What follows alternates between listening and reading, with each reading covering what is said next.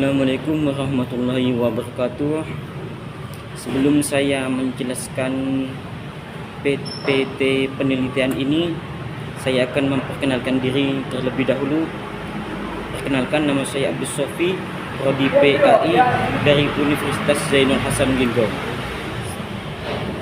Di sini PPT saya berjudul Peningkatan Kualitas Pembelajaran Al-Quran Hadis melalui metode The Power of Two, kelas 10 MA Nurul Hasan Berani Wetan.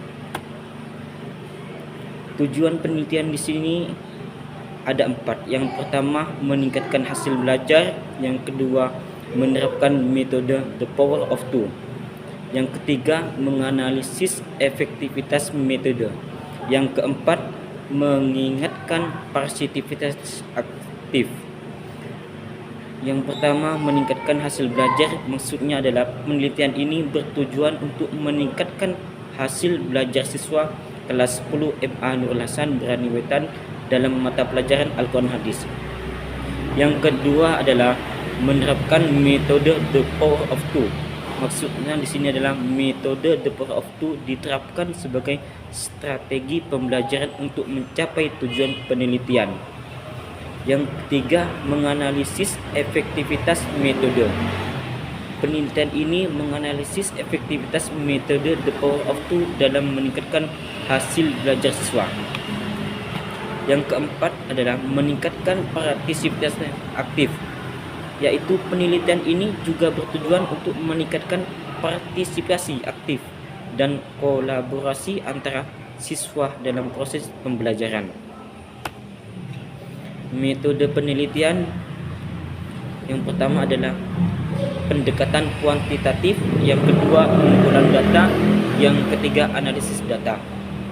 Pendekatan anti kuantitatif adalah penelitian ini menggunakan pendekatan kuantitatif dalam bentuk penelitian tindakan kelas yang disebut dengan PTK, yang dilakukan selama praktik pengalaman lapangan pendidikan, atau yang disebut dengan PPLK di MA Nurul Hasan.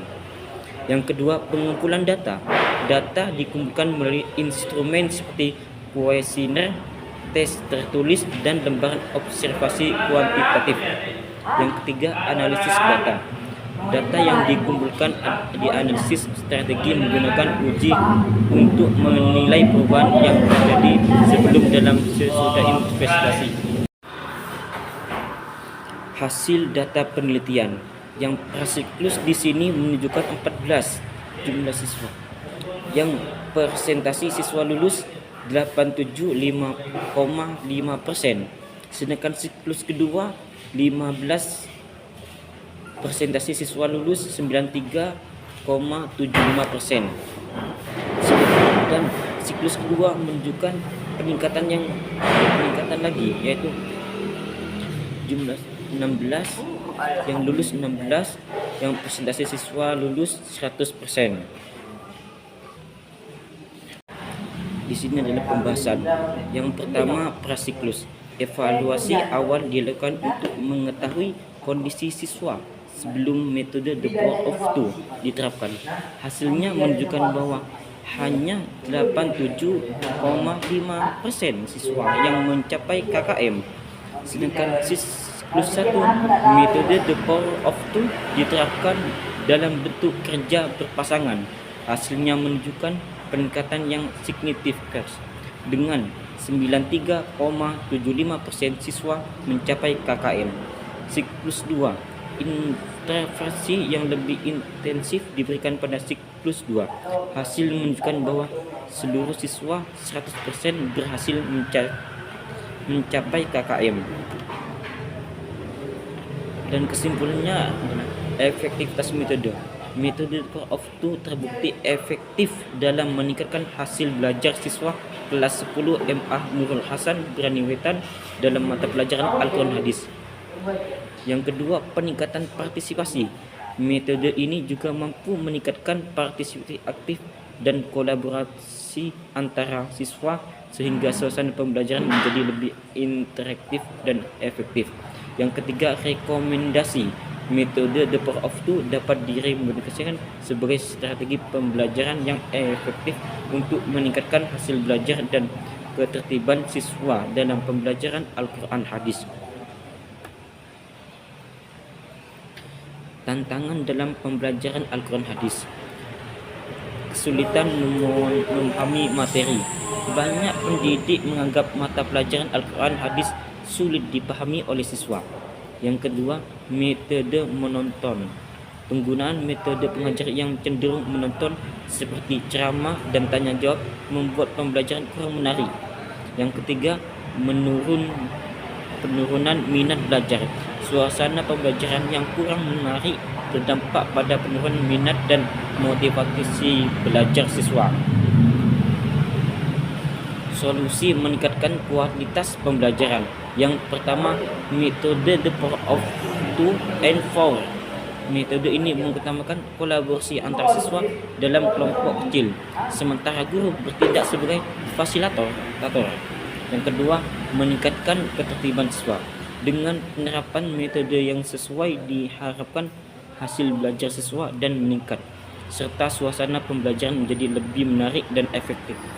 Yang ketiga, membangun suasana kondusif. Proses pembelajaran yang efektif harus dilaksanakan dalam suasana yang tenang, menyenangkan, dan kondusif yang menuntut kreativitas serta aktivitas dari guru. Pentingnya kolaborasi.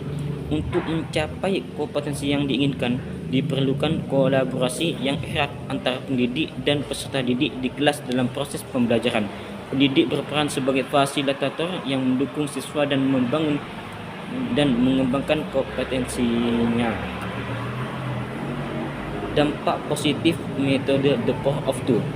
Metode The Power of Two terbukti efektif dalam meningkatkan hasil belajar siswa, meningkatkan partisipasi aktif, menciptakan suasana pembelajaran yang lebih interaktif dan efektif. Metode ini dapat direkomendasikan sebagai strategi pembelajaran yang efektif untuk meningkatkan hasil belajar dan keterlibatan siswa dalam pembelajaran Al-Quran Hadis.